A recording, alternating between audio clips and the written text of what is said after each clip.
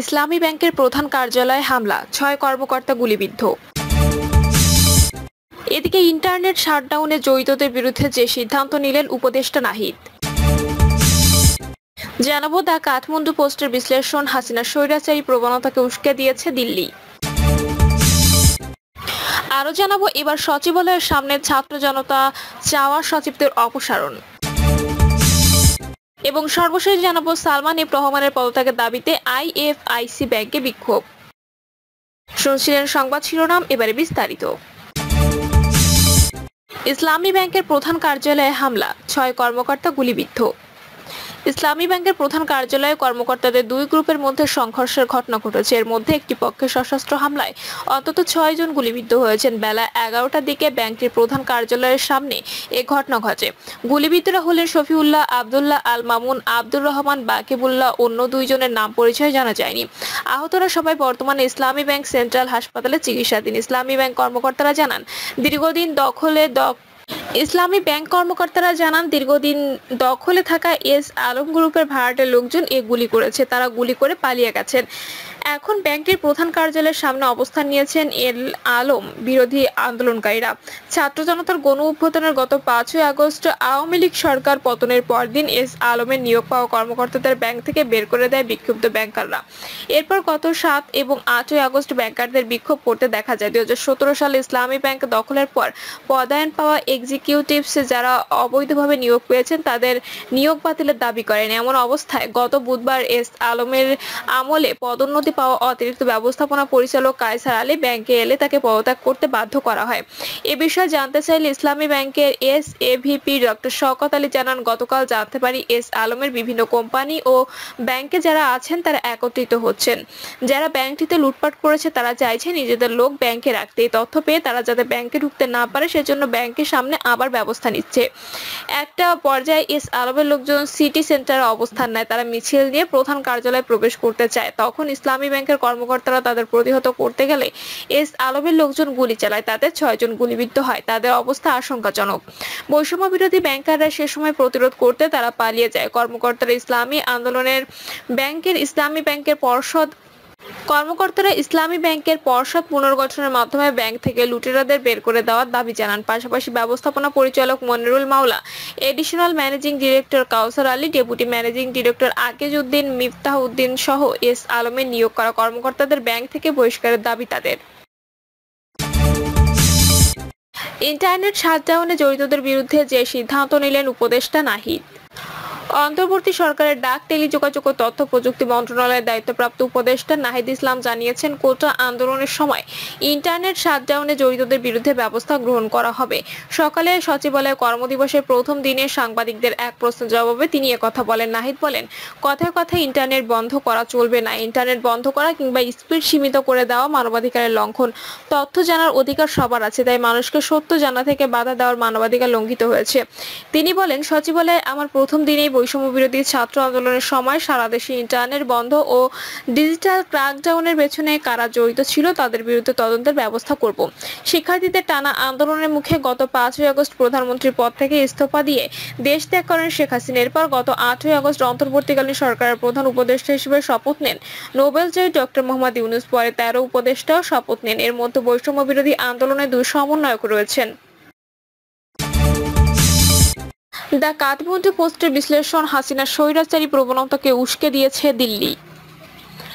বাংলাদেশে ঘটে যাওয়া নাটকীয়তা অনেকে হতবাক হলেও নেপালিদের কাছে ওই গল্পটা খুব পরিচিত। সাবেক রাজাসহ নেপালি রাজনৈতিক নেতারা পদচ্যুত বাংলাদেশের সাবেক প্রধানমন্ত্রী শেখ হাসিনা থেকে আলাদা কেউ নন। এরা সবার গণতন্ত্র, স্বৈরাচার এবং সুশাসন ও দুঃশাসনের মধ্যকার রেখাকে হালকা করে দিয়েছে।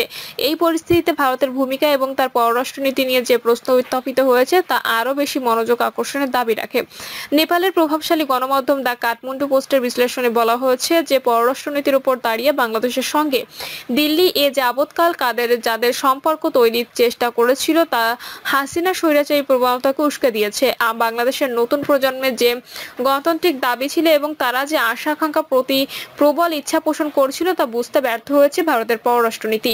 বাংলাদেশের অবস্থান এবং কৌশলগত গুরুত্বের কারণে ভারতের একাধিক উদ্বেগ ও নিরাপত্তা বাধ্যবাধকতা ছিল, যার সুযোগে হাসিনা হয়ে ওঠেন ভারতের ঘনিষ্ঠ মিত্র। দিল্লির সঙ্গে তার ঐতিহাসিক এবং ব্যক্তিগত সম্পর্কের কারণে দেশটির প্রতি সহানুভূতি প্রকাশ করে তাদের পক্ষে সহজ ছিল। হাসিনা এবং তার দল আওয়ামী লীগের প্রতি ভারতের সমর্থনের কারণ হচ্ছে দিল্লির কৌশলগত অর্থনৈতিক স্বার্থ রক্ষায় কাজ করেছে সদ্য ক্ষমতাচ্যুত হওয়া হাসিনা সরকার। এবছর জানুয়ারি নির্বাচনে হাসিনা এবং তার দলের প্রতি ভারতের প্রকাশ্য পক্ষপাতিত্ব স্পষ্টভাবে বাংলাদেশের জনগণের কাছে ধরা পড়ে। ভারতের আধিপত্যের বিরোধী দলগুলোকে নানাভাবে বুঝিয়েও আওয়ামী সরকার তাদের নির্বাচনে অংশগ্রহণ নিশ্চিত করতে পারেনি। বাংলাদেশের বৃহত্তর নাগরিক সমাজের ইচ্ছার বিরুদ্ধে নির্বাচন বাস্তবায়ন আওয়ামী লীগের প্রচেষ্টাকে সমর্থন করেছে ভারত, যার ফল খুব একটা ভালো হয়নি। নির্বাচনে ভোটারদের উপস্থিতি ছিল না বললেই চলে। এছাড়া নির্বাচনে ব্যাপক অনিয়ম এবং কারচুপির খবর পাওয়া গেছে। যুক্তরাষ্ট্রের মতে পশ্চিমা দেশগুলো নির্বাচনের বৈধতা নিয়ে উদ্বেগ প্রকাশ করলেও ভারত ওই নির্বাচনের ফলাফলের বৈধতা দিয়ে হাসিনার পক্ষে সহায়ক ভূমিকা পালন করেছিল। এভাবে হাসিনার অন্যায় এবং জোরপূর্বক ক্ষমতায় পিষ্ট হওয়াকে সমর্থন করার কারণে বাংলাদেশের জনগণের মধ্যে ভারত বিরোধিতা প্রবল আকার ধারণ করেছে। এবার সচিবালয়ের সামনে ছাত্র জনতার চাওয়া সচিবদের অপসারণ। শেখ হাসিনা সরকারের সময় দায়িত্ব পালন করা দোষী সচিবদের শাস্তির দাবিতে রাজধানীতে সচিবালয়ের সামনে বিক্ষোভ করছেন একদল ছাত্র জনতা। এ সময় তারা সচিবদের বিচারের দাবিতে বিভিন্ন স্লোগান দেন। একই সঙ্গে যারা এখনো কর্মরত আছেন তাদের দ্রুত অপসারণের দাবি জানান। বিক্ষোভরত ছাত্র জনতা বলেন, শেখ হাসিনার সময় যারা সচিব ছিল তাদের দ্রুত অপসারণ চাই। তারা শেখ হাসিনা সরকারের দালাল। আমরা চাই আইনের আওতায় এনে তাদের ফাঁসি দেওয়া হোক। সেজন্য আমরা এখানে মিছিল করছি।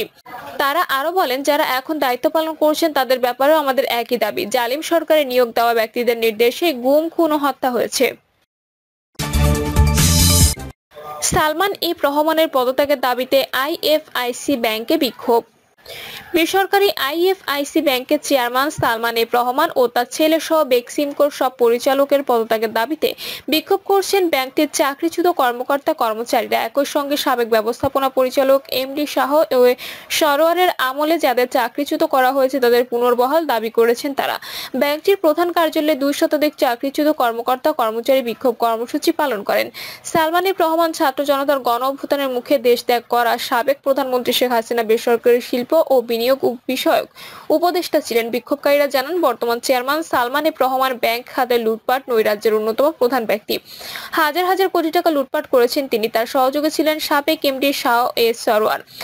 শাহ এ সরোয়ার মানসিক চাপ সৃষ্টি করে অনেক কর্মকর্তা কর্মচারীকে চাকরি থেকে পদত্যাগ করতে বাধ্য করেছেন। বিক্ষোভকারীরা আজকের কর্মসূচি থেকে 9 দফা দাবি তোলেন। মানসিক চাপ সৃষ্টি করে যেসব কর্মকর্তা কর্মচারীদের চাকরি হতে পদত্যাগ করতে বাধ্য করা হয়েছে তাদের অনতিবিলম্বে চাকরিতে পুনর্বহাল করতে হবে। যারা ইতোমধ্যে চাকরির বয়স অতিক্রম করেছেন তাদের প্রমোশন ও ইনক্রিমেন্ট সহ পাওনা পরিশোধ করতে হবে। সাবেক এমডি শাহ আলম সরোয়ার ও তার সহযোগীদের চাকরিচ্যুত করে বিচারের সম্মুখীন করতে হবে।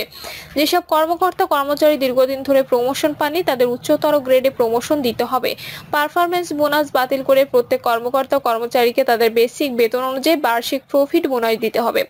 বর্তমান আইন বাতিল করে বাংলাদেশ ব্যাংকের স্ট্যান্ডার্ড অনুযায়ী বার্ষিক পারফরমেন্স নির্ধারণ করতে হবে। লিখিত পরীক্ষার মাধ্যমে মেধাবীদের প্রমোশন দিতে হবে। প্রতি 5 বছর অন্তত একটি প্রমোশন দিতে হবে। দুর্নীতির সাথে যেসব নির্বাহী অফিসার জড়িতদের চাকরিচ্যুত করতে হবে। ইচ্ছাকৃত ঋণ খেলাপিদের ঋণ পুনঃ তফসিল করা যাবে না এবং ঋণের সুদ মওকুফ করা যাবে না। খেলাপি ঋণ দ্রুত আদায়ের ব্যবস্থা করতে হবে। ব্যাংকে কর্মচারী কর্মকর্তাদের মাঝে যে ভয়ের সংস্কৃতি চালু রয়েছে তা দূর করে ব্যাংকে স্বাধীন সার্ভিস তথা কর্মচারী বান্ধব করে গড়ে তুলতে হবে। প্রিয় দর্শক, এই ছিল এখনকার সর্বশেষ সংবাদ। আপডেট সব সংবাদ পেতে চ্যানেলটি সাবস্ক্রাইব করে বেল আইকনটি ক্লিক করে রাখুন।